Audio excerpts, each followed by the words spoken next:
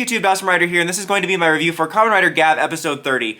Probably going to be another short one, as this was another low-key week. Honestly, not bad at all, but I do think these last two episodes have been among Gavv's weakest. You know, we've had a pretty good momentum from the very beginning and building, and you know, you can't go 100 miles an hour all the time. You gotta have a slow down a little bit and build up to new stuff, especially after we had kind of wrapped a few things up, so it's definitely understandable we're slowing down to set things up. But definitely it feels a bit jarring, just because we are at episode 30, and overall I think there's been a couple little more fillery moments and downtimes, but for the most part, like I said, it's been steadily building, and it feels weird that outside of the villain building stuff, these two episodes felt like a very classic early two-parter that would happen in like the first 10-15 episodes, where it was cleanly wrapped up, which was also interesting because a lot of the time, I mentioned this multiple times through reviewing the series, but Gavv doesn't necessarily always feel like it has traditional two-parters. Often arcs will go on 2, 3, 4, 5 episodes kind of bleeding into each other, instead of that traditional, oh, we introduce this character or characters with a problem and we solve it in 2 episodes.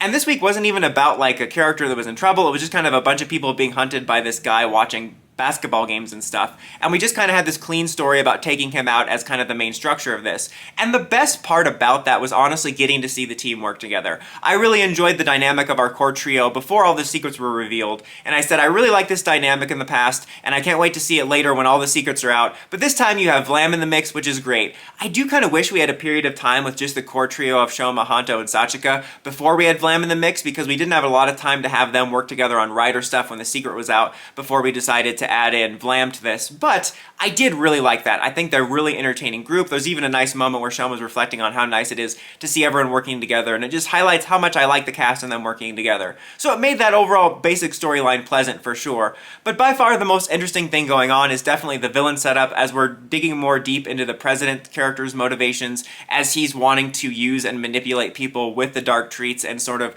infiltrating Stomach Inc., which I think is really interesting. He even has a scene where he's like manipulating some other character by giving him a dark treat. It's like this little cube thing. I think we've seen it before, but whatever reason, them eating it like this reminded me of the scene in with Series 10, Episode 2. It was Smile in Doctor Who, where they ate these little cube things that just reminded me of that. That's really interesting. It did make me wish that we had a little bit more focus on Stomach Inc. as villains on their own at the beginning, because they were like the main focus at first, and then we kind of shifted over to Suga, but they never really did anything that meaty or interesting outside, of course, one of the twins being killed. But it made me wish we had seen them operate independently as a more serious threat before we now have this outside thing.